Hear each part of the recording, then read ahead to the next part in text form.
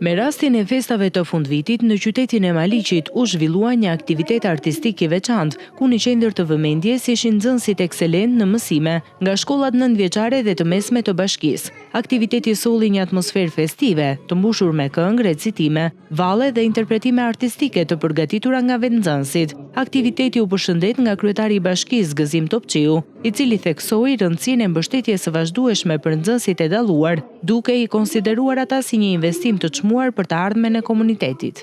Dua të jap një urim për të gjithë qytetarët e Bashkisë Maliqit këtë vit, gëzuar festat e fundvitit krishterë dhe vitin e ri, edhe sa më shumë nxënës të dalluar të keni, sa më shumë nxënës ekselent për të mirën jo vetëm familjeve të tyre, por për gjithë komunitetin tonë. Gëzuar gjithë.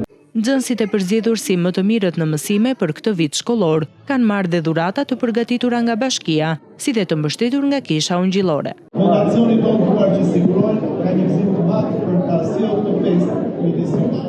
Nuk e ka të dhurata, nuk është një gjë e madhe ajo që bëjmë, po bëjmë me zemër të mirë.